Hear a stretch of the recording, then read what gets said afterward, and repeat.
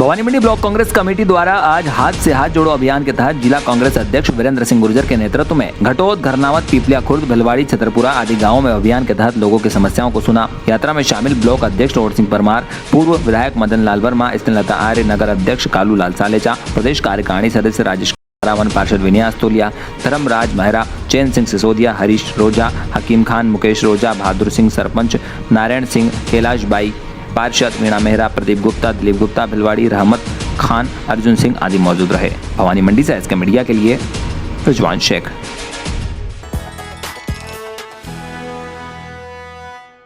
Congress committee द्वारा पूरे ही भारत में चलाई जा रही हाथ से हाथ जोड़ो अभियान के तहत भवानी मंडी ब्लॉक के ग्राम पंचायत घटोद, पंचायत घरनावत, पीपलिया, भिलवाड़ी, श्री छतरपुरा में हाथ से हाथ जोड़ो यात्रा निकालकर छतरपुरा में समापन किया। घर घर जाकर कांग्रेस नेताओं ने केंद्र सरकार की जन विरोधी नीतियों और कुरीतियों के बारे में बताया। वहीं यात्रा में ज़्यादा से ज़्यादा शामिल होने की बात कही। पंचायत श्री छतरपुरा में हाथ से हाथ जोड़ो यात्रा का सैकड़ों व्यक्तियों ने माला व साफा पहनाकर नेताओं का स्वागत किया। सभा की अध्यक्षता वीरेंद्र सिंह गुर्जर, जिला अध्यक्ष झालावाड़ ने की। झालावाड़ जिले के भवानी मंडी ब्लॉक और पूर्व विधायक मदन लाल वर्मा, पूर्व विधायक स्नेहलता आर्य, राजेश गुप्ता करावन, ब्लॉक अध्यक्ष रोड सिंह परमार, चेतराज गहलोत, चैन सिंह सिसोदिया, कालू लाल सालेचा, महिला ब्लॉक अध्यक्ष कैलाश कंवर, धनराज मेहरा, जोरावर सिंह, कुशाल सिंह, हरीश रोजा, नारायण सिंह मीणा, बहादुर सिंह, अर्जुन सिंह, गुमान सिंह आदि कार्यकर्ता उपस्थित रहे। झालावाड़ से एसके मीडिया के लिए रणजीत मेघवाल।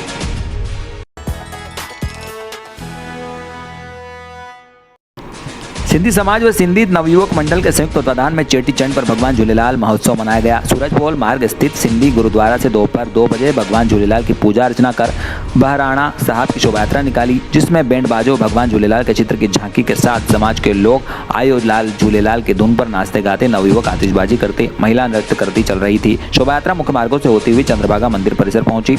जरा सांस्कृतिक कार्यक्रम हुए और नदी में दीप विसर्जन किया। इससे पूर्व सुबह सिंधी गुरुद्वारा से दोपहिया वाहन से प्रभात फेरी निकाली गई, जो नगर के मुख्य मार्गों से होते हुए निकाली गई थी। इस दौरान समाज के लोगों ने अपने प्रतिष्ठान बंद रखे। चेटीचंड के जुलूस का मार्ग में जगह जगह विभिन्न धार्मिक व सामाजिक संगठनों में द्वारा स्वागत सत्कार किया। सूर्य मंदिर पर भाजपा महिला मोर्चा अध्यक्ष बबीता सेठी, भाजपा मंडल उपाध्यक्ष धर्म सिंह सेठी, महामंत्री यशोवर्धन बाकुलीवाल सहित कई लोगों द्वारा स्वागत किया गया। कई जगह अल्पाहार और कोल्ड ड्रिंक्स पिलाकर भी स्वागत हुआ। झालरापाटन से एसके मीडिया के लिए फिरोज पठान।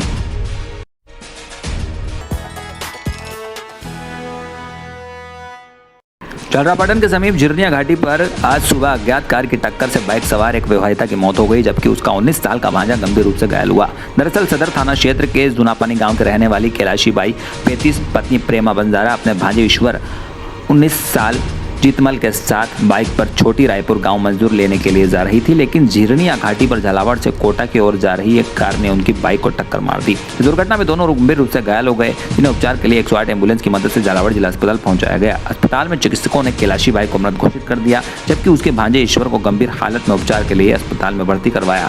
इस मामले में कोतवाली थाना प्रभारी चंद्र ज्योति शर्मा ने बताया कि बाइक को टक्कर मारने वाली कार थी, जिसका पता किया जा रहा। कुछ ही समय में पता भी लग जाएगा। साथ ही कैलाशी बाई के शव का पोस्टमार्टम करवाया जा रहा। पोस्टमार्टम के बाद शव अंतिम संस्कार के लिए परिजनों को सौंप दिया जाएगा। झालरापाटन से एसके मीडिया के लिए फिरोज पठान।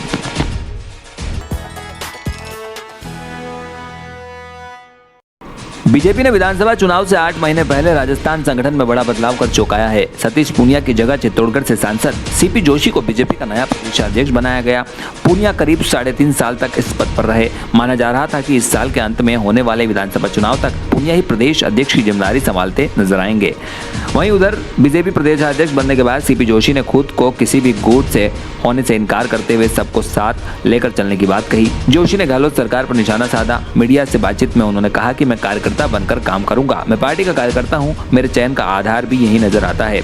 मैं किसी गुट का नहीं हूं। मैं भारतीय जनता पार्टी का हूं। अध्यक्ष की जिम्मेदारी मिली है, लेकिन मैं कार्यकर्ता के नाते कोशिश करूंगा कि सभी का मार्गदर्शन लेकर सबका समन्वय बनाकर हम कैसे 2023 और 2024 में पार्टी को प्रचंड बहुमत दिला सके, इसके लिए प्रयास करूंगा। 58 साल के पूनिया के मुकाबले जोशी 47 वर्षीय यंग भी है। प्रदेश प्रभारी अरुण सिंह की ओर से जोशी की नियुक्ति संबंधी पत्र जारी किया गया। सांसद सीपी जोशी के भारतीय जनता पार्टी प्रदेशाध्यक्ष नियुक्त होने पर आज प्रबुद्धजनों द्वारा कलेक्ट्रेट चौराहे पर जमकर आतिशबाजी कर एक दूसरे का मुंह मीठा करवाया। इस अवसर पर राहुल व्यास, अशोक व्यास, साई स्ट्रो के डॉक्टर संजय गिल, महेंद्र जोशी, सत्यनारायण ओझा, लोकेश त्रिपाठी, योगेश सारस्वत सहित गणमान्य लोग मौजूद रहे। चित्तौड़गढ़ से एसके मीडिया के लिए सुनील निगम। ये हम सभी के लिए गौरव और हर्ष का विषय है कि हमारे स्थानीय यशस्वी लोकप्रिय सांसद आदरणीय सीपी जोशी जी को आज भाजपा केंद्रीय नेतृत्व के द्वारा संपूर्ण राजस्थान राज्य में प्रदेशाध्यक्ष के रूप में मनोनीत किया है। यह हम सभी मेवाड़ वासियों के लिए गौरव का विषय है। इसी प्रसंग को ध्यान में रखते हुए आज हम सभी ने मिलकर सामूहिक रूप से आतिशबाजी की है और साथ ही शुभकामना प्रेषित करने का विनम्र प्रयास किया है।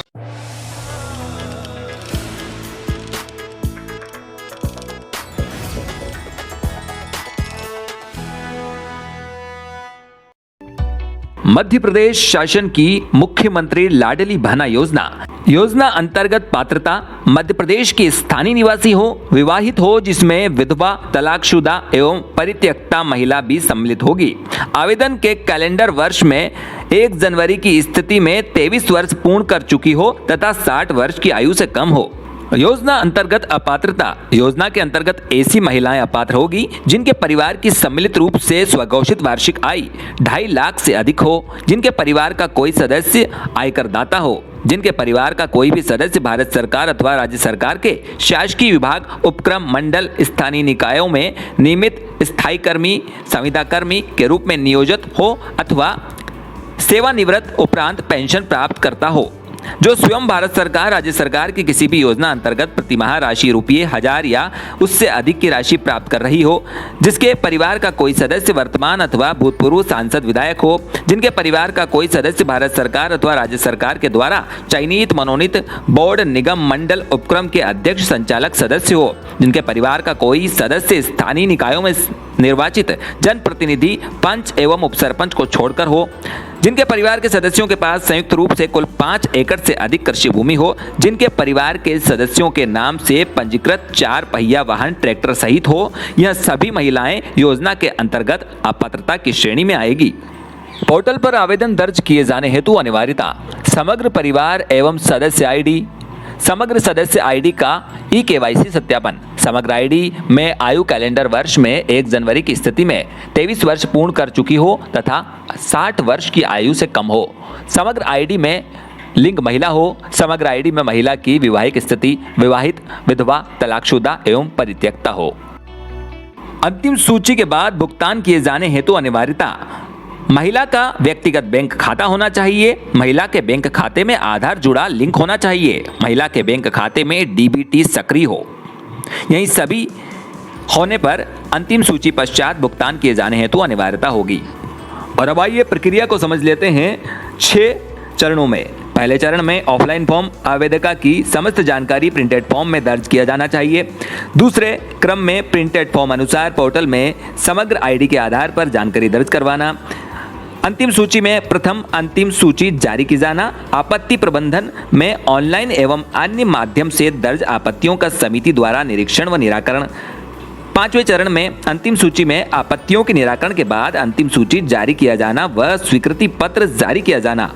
और अंतिम व 6वें क्रम में मासिक भुगतान में समस्त पंजीकृत हितग्राहियों को प्रतिमाह राशि का भुगतान किया जाना। मुख्यमंत्री लाडली बहना योजना की समस्त जागरूकता हेतु प्रसारित की गई जानकारी को देखने व सुनने के लिए धन्यवाद। नगर परिषद भैंसोदा द्वारा जनहित में जारी।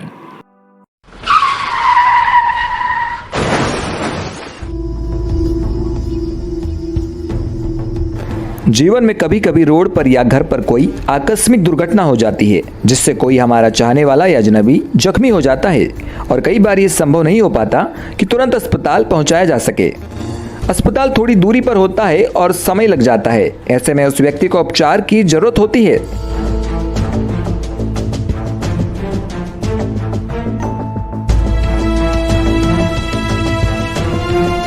जख्मी व्यक्ति को समतल जगह पर लिटाएं। अगर शरीर पर कांच से घाव हुआ है तो गहरे घाव जिससे खून बहुत बह रहा है, उसे रोकने के लिए साफ कपड़े से दबाव देकर पट्टी बांधें, जिससे खून का बहाव रुक सके।